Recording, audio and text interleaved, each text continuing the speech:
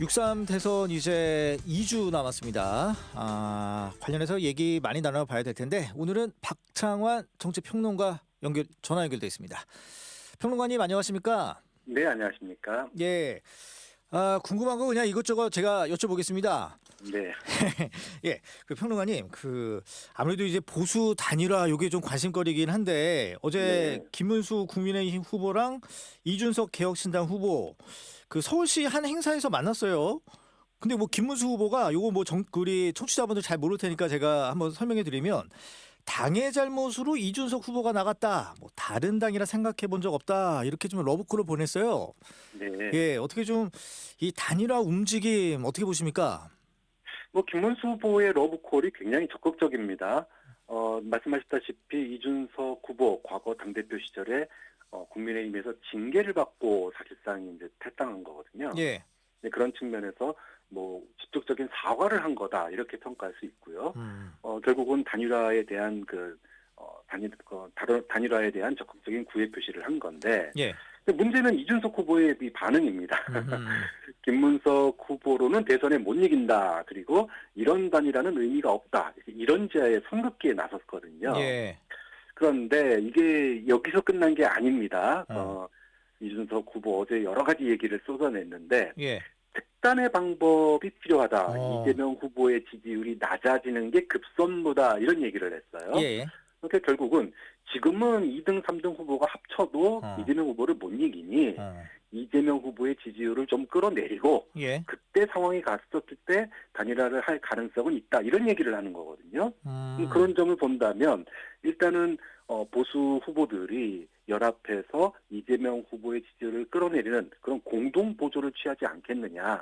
이게 이제 선거운동 과정에서 양당의 공동 보조, 보수의 공동 보조 예. 이런 형태로 나타날 가능성이 있고요. 예. 이게 뭔가 성과를 거두면 그때는 단일화에 대한 이야기가 나올 수도 있겠다. 이런 입장인 거죠. 그러면 평론가님 입장에서는 이준석 후보가 얘기했던 이 특단의 방법 이거는 우선은 단일화긴 단일화인데 요거는 약간의 시차를 둬서 지금은 이재명 후보의 지지율을 끌어내리는 것에 초점을 두고 그다음에 뭔가 좀 여지가 있을 때 단일화를 하겠다 이렇게 이해를 하면 되는 겁니까? 그렇죠. 이제 김문수 후보의 단일화 요구에 대해서 보수의 단일화 요구에 대해서 순서가 바뀌었다.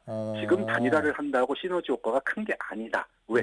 김문수 후보로는 그런 시너지를 못 내니까 이 얘기를 하는 거예요. 예. 그래서 일단은 서로 공동 보조를 해서 이재명 후보의 지지율을 좀 낮추면 그때는 우리 둘이 합쳤을 때 지지율이 올라갈 가능성이 있지 않겠느냐. 그때 단일화 얘기를 해도 늦지 않다. 그래서 순서가 바뀌었다. 이런 얘기를 강조를 두는 겁니다. 그러면 평론가님, 지금 이재명 후보의 지지율을 끌어내릴 보관, 이게 뭐가 있을까요? 지금 이제 소위 보수가 4분의열되어 있는 상황이지 않습니까? 예. 그런데 여기저기서 이걸 수습하는 소리들이 들리고 있어요.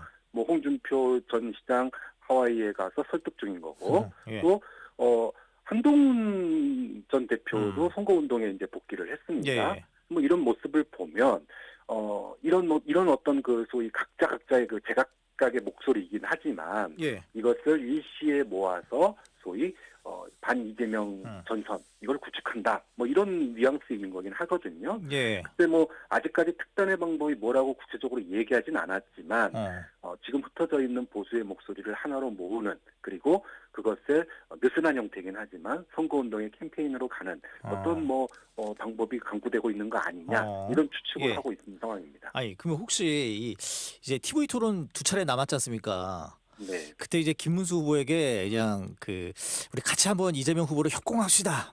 이런 식의 제안으로 받아들여도 될까요?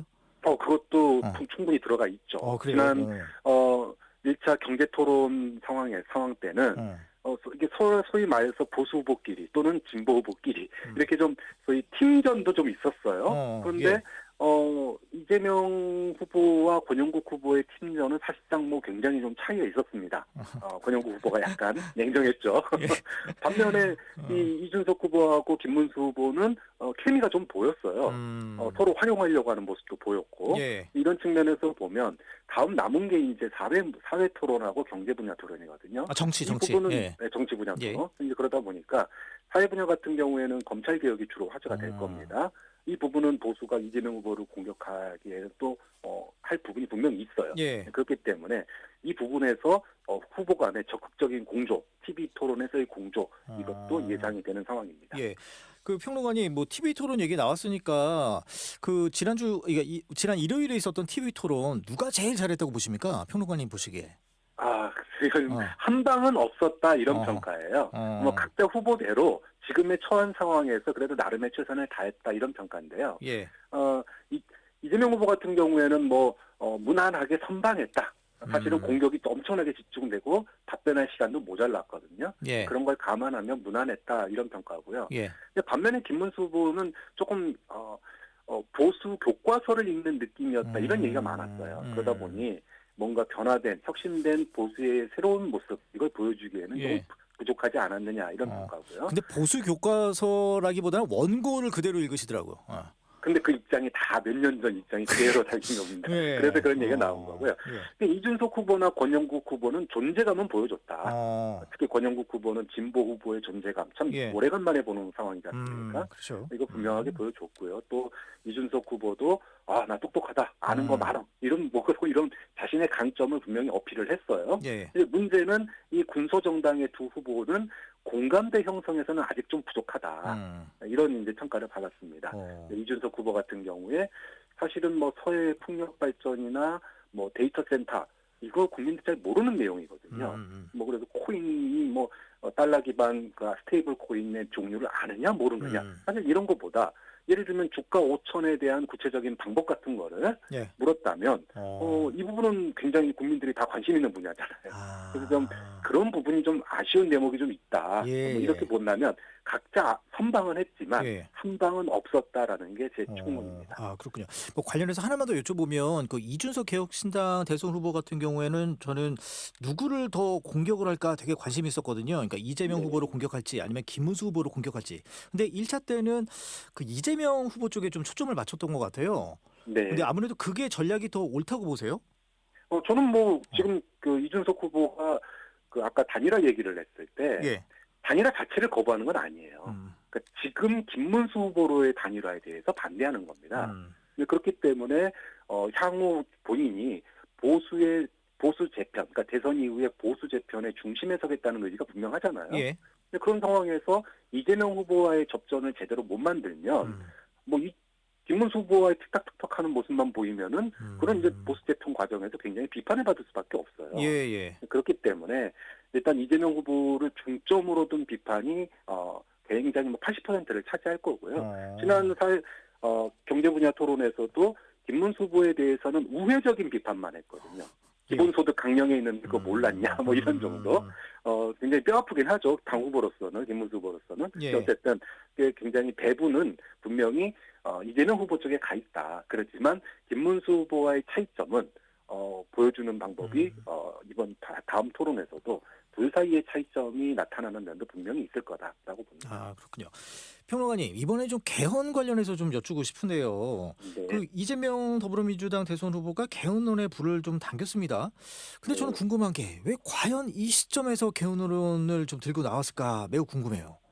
근데 어차피 이제 사회 분야 토론이나 정치 분야 토론에 가면 이 양 후보들, 그러니까 김문수 후보나 이준석 후보나 개헌 얘기에 대해서 집중적인 공격이 있을 거예요.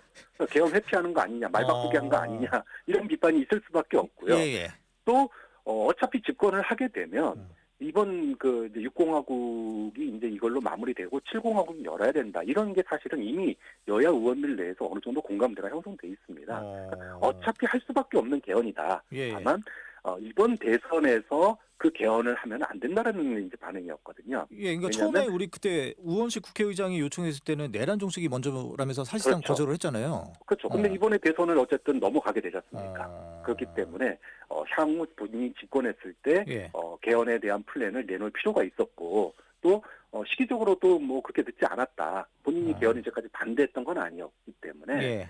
그런 점에서 앞으로 개헌 문제에 대해서도 주도적으로 국정 운영에 있어서 한 축으로서 예. 활용하겠다 이런 의지가 분명히 있는 거죠. 그래도 여튼 그 표면적으로는 TV 토론이 그래도 많이 이끌어냈네요. 그렇죠. 예. TV 토론이라고 하는 거는 어. 단순하게 뭐 내가 일 잘할 사람이에요, 나 찍어주세요, 이것도 있지만은 이것도 하나의 정치의 행위거든요. 어. 그걸 통해서 새로운 표를 얻기도 하지만 예. 지지층을 공고하기도 하고요. 또는 잘못 대응했을 경우에는 지지층이 실망하기도 합니다. 예. 그렇기 때문에 TV 토론이라고 하는 거는 여러 가지 그 뒤에 그 소위 백조가 우아하게 무리를 걷고 있지만 밑에 다리는 엄청나게 흔들잖아요. 예. 이 TV 토론을 개점으로 해가지고 정치인들의 어떤 이합 집산이라든지 또 어디에다가 방점을 줄 거냐, 예. 무엇에 집중할 거냐 이런 것들이 많이 바뀌기 때문에 예. 앞으로 남은 두 번의 TV 토론도 그래서 집중되는 기대가 되는 측면이 있는 거죠. 예.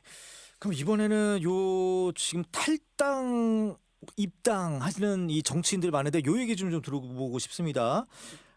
최근에는 이 개혁신당 소속 의원들, 그러니까 예를 들면 뭐 김용남 전 의원, 문병호 전 의원, 그리고 어제는 허은하 전 대표까지 다 이재명 후보를 지지 선언을 했고, 그리고 또 국민의힘을 또 탈당했던 김상욱 의원도 결국 민주당으로 입당을 했어요.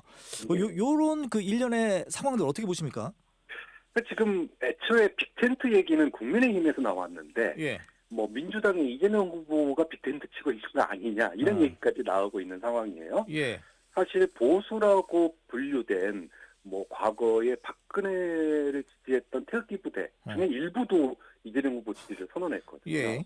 이런 걸 보면 민주당과 이재명 후보가 이번 대선을 보수 대 진보의 구도가 아니라 소위 말해서 국민 주권을 앗아가려는 내란 세력의 국민 심판을 하는 대선이다 이렇게 규정을 했어요. 예. 그러다 보니까 소위 말해서 화합, 통합, 그다음에 성장 여기다가 이제 방점을 둔 대선 아니겠습니까? 예. 결국 이런 그 보수에 대한 러브콜이 보수 일부층에게 먹히고 있다. 그리고 그 증거가 다 계엄에 대해서 반대하고 탄핵에 찬성했던 인사들 중에 다수의 이 보수 인사들이 예. 물론 아직 국민의힘에 남아 있고 반이재명 전선에 있는 분들도 많지만 또 상대적으로 국민의힘 출신, 개혁신당 출신, 과거 박근혜 홍준표 후보를 지지했던 팬클럽 이렇게 다양하잖아요. 예. 이런 것들은 이재명 후보가 또 민주당이 그리고 있는 계엄과 내란 세력 심판이라고 하는 그 구도로 선거 구도를 만드는데